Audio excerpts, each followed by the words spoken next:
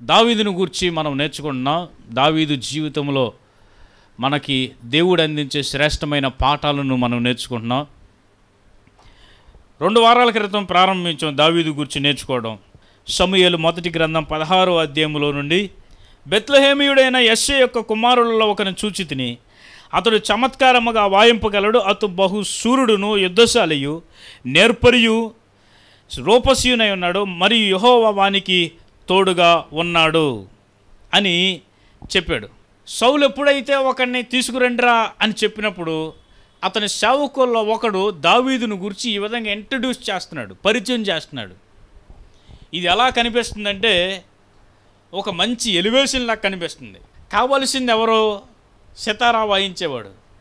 కానీ ఇక్కడ దావీదును గురించి సౌలు సేవకుడు చెబుతున్నప్పుడు ఎన్ని గొప్ప క్వాలిటీస్ చెబుతున్నాడంటే 6 రకాలైన గొప్ప క్వాలిటీస్ ఇక్కడ దావీదు గురించి చెబుతున్నాడు.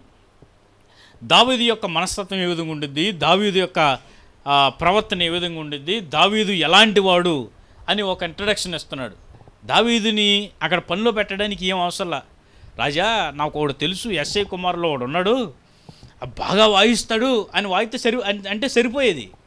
కానీ ఇక్కడ చూడండి దావీదుని గురించి ఎంత పెద్ద ఎలివేషన్ ఇస్తున్నాడు. ఇక్కడ ఏంటంటే సితారా చమత్కారముగా వాయించగలడు, అతడు బహుశూరుడును యుద్ధశాలి, మాట నేర్పరి, రూపసి, యెహోవా అతనికి తోడుగా ఉన్నాడని ఒక బ్రహ్మాండమైన పరిచయం చేస్తున్నాడు. ఒక లెవెల్లో దావీదుని ఎలా ఊహించుకోవచ్చు అంటే అసలు నిజంగా సౌలు ప్లేస్లో నేనుంటే నిజంగా అమ్మ ఇంతకు మించిన పనివాడు ఎక్కడైనా ఉంటాడు ప్రపంచంలో. మనకు కావాల్సిన సితారా వాయించేవాడే, కానీ అతనికి బోల్డెని క్వాలిటీస్ ఉన్నాయి. నిజంగా పనిలోకి టక్కుని పెట్టుకుంటారు, పెట్టుకోరా. సరే వెంటనే రమ్మన్నాడు. ఏమేమి క్యారెక్టర్స్ ఉన్నాయి దావీదులో, ఏమేమి గుణాలు ఉన్నాయి చూడండి. సితారా చమత్కారముగా వాయింపగలడు, అతని ఆర్ట్లో ప్రావీణ్యత ఉంది, అతను బహుశూరుడు. శూరుడు అంటే బహు ధైర్యవంతుడు అని అర్థం. బాగా ధైర్యం కలిగిన వాడు, దేనికి భయపడేవాడు కాదు. యుద్ధశాలి అంటే తెగింపు కలిగిన వాడు. ధైర్యం ఒకటి ఉంటే సరిపోదు, కావలసిన తెగింపు ఉండాలి. దేనికైనా ముందడుగు వేయగలిగిన తెగింపు ఉండాలి. అలాంటి తెగింపు దావీదుకు ఉంది. మాట నేర్పరి, ఎలాంటి వారితో అయినా చాలా చక్కగా మాట్లాడగలడు. తన మాటలతో ఎదుటివారి మనసు కూల్చేయగలడు, తన మాటలతో పని జరిగించగలడు. అతను మాట్లాడుతుంటే వినాలనిపించిందంట. ఎలా మాట్లాడాలో తెలిసిన వ్యక్తి, ఎక్కడ ఎవరితో ఏ విధంగా మాట్లాడాలో తెలిసిన వ్యక్తి దావీదు.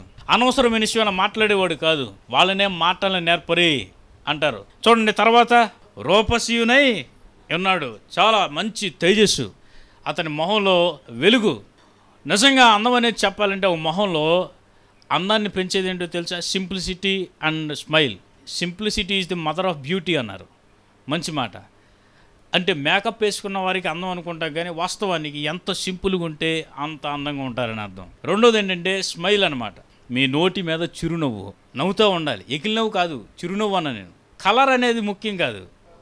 లాస్ట్ మాట చూడండి, మరియు యెహోవా వానికి తోడుగా ఉన్నాడు. లాస్ట్ బట్ నాట్ లీస్ట్, యెహోవా వానికి తోడుగా ఉన్నాడు. అతను సితారా చమత్కారముగా వాయింపగలగ ప్రవీణుడు, ఓకే. అతను బహుశూరుడు, ఓకే. అతను బహు యుద్ధశాలి, ఓకే. మాటల నేర్పరి, ఓకే. రూపసి, అందగాడు, ఓకే. వీటన్నిటికీ మించి దావీదును గురించి ఏం చెబుతున్నాడో తెలుసా? మరియు యెహోవా అతనికి తోడుగా ఉన్నాడు. పైనున్నవన్నీ ఆయన బాహ్య రూపంగా లక్షణాలైతే చివరిగా చెప్పబడిన మాట ఏంటో తెలుసా? దావీదుకి అంతరంగంలో లోపల ఉన్న ప్రవర్తన. అతని ప్రవర్తన గురించి ఒక మాటలో చెప్పాలంటే యెహోవా అతనికి తోడుగా ఉన్నాడు అనే మాట ఆ సేవకుడు చెప్పాడు. ఎందుకని చెప్పగలం అతని ప్రవర్తన మంచిదని? చూడండి, యెహోవా అతనికి తోడుగా ఉన్నాడు. దేవుడు ఎవరికి తోడుగా ఉంటాడు? దేవుడు ఎవరికి తోడుగా ఉంటాడు? దుష్టునికి తోడుగా ఉంటాడా? చెడు చేసేవాడికి తోడుగా ఉంటాడా? దెబ్బరొట్టు మొహం వేసుకున్నవాడికి తోడుగా ఉంటాడా? ఎల్లప్పుడూ కోపంగా ఉన్నవాడికి తోడుగా ఉంటాడా? ఎవరికి తోడుగా ఉంటాడు? మంచి మనస్సున్న వారికి దేవుడు తోడుగా ఉంటాడు. యెహోవా అతనికి తోడుగా ఉన్నాడు అనే మాటకి అర్థం ఏంటంటే అతను దేవునికి అనుకూలమైన మనస్సు కలిగిన వాడు, దేవుడు నివసించడానికి దేవుడు అంగీకరించే మనస్సు కలిగిన వాడు, దేవుని వాక్యానుసారమైన మనస్సు కలిగిన వాడు. ఇంకో 4 మాటలు చెప్పాలంటే దీనుడైన వాడు, దీనత్వ మనస్సు కలిగిన వాడు, తగ్గింపు మనస్సు కలిగిన వాడు. దేవుడు ఎవరికి తోడుగా ఉంటాడు? దీనుల పక్షాన ఆయన ఉండే దేవుడు కాదా? విరిగి నలిగిన హృదయాన ఆయన వారి పక్షముగా ఉండే దేవుడు కాదా? దావీదుకి ఎన్ని టాలెంట్లు ఉన్నా అదన్నీ పక్కన పెట్టేద్దాం. లాస్ట్ మాట ఒకటే, యెహోవా అతనికి తోడుగా ఉన్నాడు అనే మాట మనకు కావాలి. మనకి టాలెంట్లు ఎంత ఉంటే ఏం లాభం అండి? మనం ప్రొఫెషనల్ అయిన ఏం లాభం? ఎంత అందంగా ఉన్న ఏం లాభం? ఎంత గొప్ప జాబ్ చేసిన ఏం లాభం? ఎంత పెద్ద వ్యాపారమైన ఏం లాభం? ఇక ఇక్కడ కూర్చున్న వారు వేల కొలది లక్షల కొలది మంది ఉన్నా వారికి నేను సంఘ కాపరినైనా ఏం లాభం? దేవుడు నాకు తోడుగా లేకపోతే అవన్నీ కూడా వ్యర్థము వ్యర్థము వ్యర్థం. మరి ఏ ఇతర లక్షణాలైనా సరే ఈ రోజుల్లో జనాలకి కావలసినంత టాలెంట్ ఉంది, మాట నేర్పరితనం ఉంది, మంచిగా మాట్లాడగలడు. కానీ ఈ బాహ్యమైన ఈ టాలెంట్స్ కంటే మనకు కావాల్సింది ముఖ్యమైనది ఏంటో తెలుసా? మరియు యెహోవా అతనికి తోడుగా ఉన్నాడు. దేవుడు ఎప్పుడు తోడుగా ఉంటాడు? ఆయనకి ఇష్టమైన ప్రవర్తన కలిగినప్పుడు. దేవుడు ఎప్పుడు తోడుగా ఉంటాడు? ఆయనకి ఇష్టమైన మాటలు మనం మాట్లాడుతున్నప్పుడు. దేవుడు ఎప్పుడు తోడుగా ఉంటాడు? ఆయనకి అనుకూలమైన జీవితాన్ని మనం జీవిస్తున్నప్పుడు. దేవుడు ఎప్పుడు తోడుగా ఉంటాడు?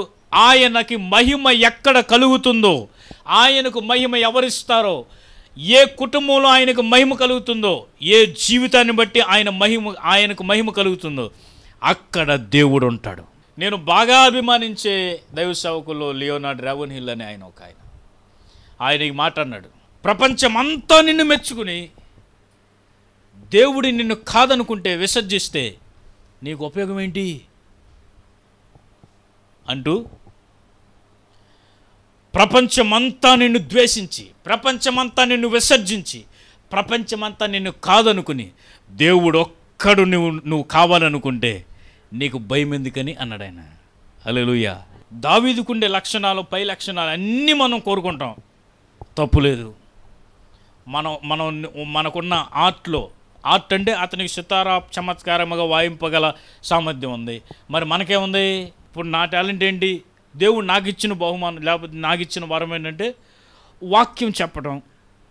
కానీ ఇది ఎవరికి అంగీకారంగా ఉండాలి?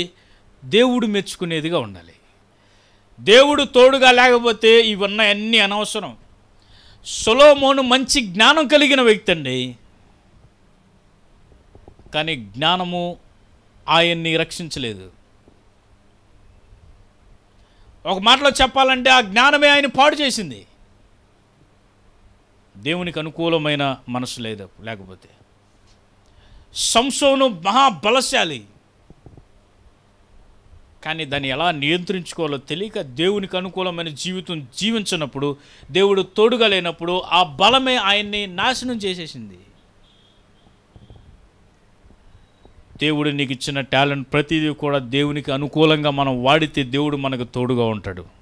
దేవునికి అనుకూలమైన బిడ్డలుగా మనమందరం ఉండుముగాక. దేవుని మెచ్చుకునే వారిగా మనందరం ఉందుముగాక. దేవుడు మనకు తోడుగా ఉండే జీవితాన్ని మనందరము కలిగి ఉందుముగాక. దేవునికి అనుకూలమైన జీవితం మనలో ఉండునుగాక.